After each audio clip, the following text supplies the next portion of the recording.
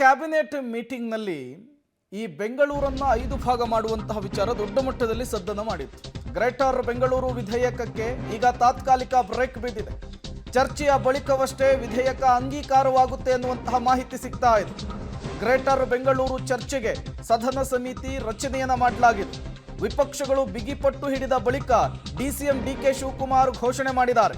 ಈ ಮೂಲಕ ಗ್ರೇಟರ್ ಬೆಂಗಳೂರು ವಿಧೇಯಕಕ್ಕೆ ತಾತ್ಕಾಲಿಕ ಬ್ರೇಕ್ ಬಿದ್ದಿರುವಂತಹದ್ದು.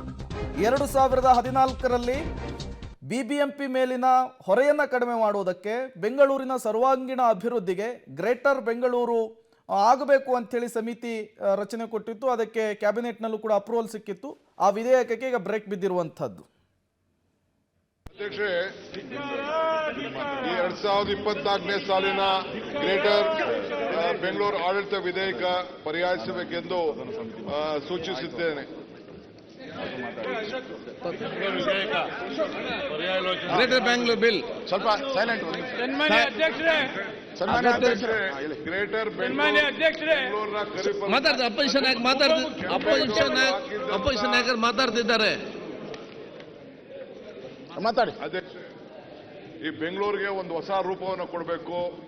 ಬ್ರ್ಯಾಂಡ್ ಬೆಂಗಳೂರು ಆಗಬೇಕು. ಜನಸಂಖ್ಯೆ 1,40,00,000 ಆಗಿದೆ.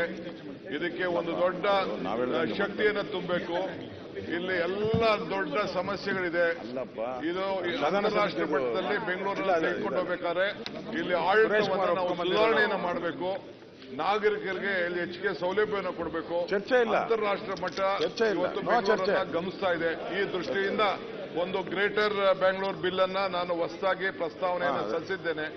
ಆರ್ಥಿಕವಾಗಿ ಶಕ್ತಿ ಕೊಡಬೇಕು ಅಂತೇಳಿ ಆಡಳಿತವನ್ನೇ ಒಂದು ನಿಯಂತ್ರಣ ತಂದಿದ್ದೇನೆ.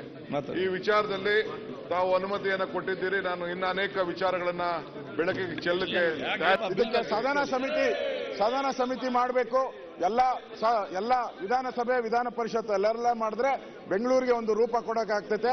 ಯಾರೋ ಒಂದು ಅಧಿಕಾರಿ ಕೊಟ್ಟಿರೋದನ್ನ ವರದಿಯನ್ನು ತಗೊಂಡು ನೀವು ಮಾಡಿದ್ರೆ ಬೆಂಗಳೂರಿಗೆ ಕಂಟಕ ಬರುತ್ತೆ.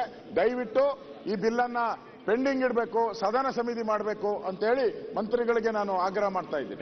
ಇದಕ್ಕೆ ಸದನ ಸಮಿತಿ ಮಾಡಬೇಕು.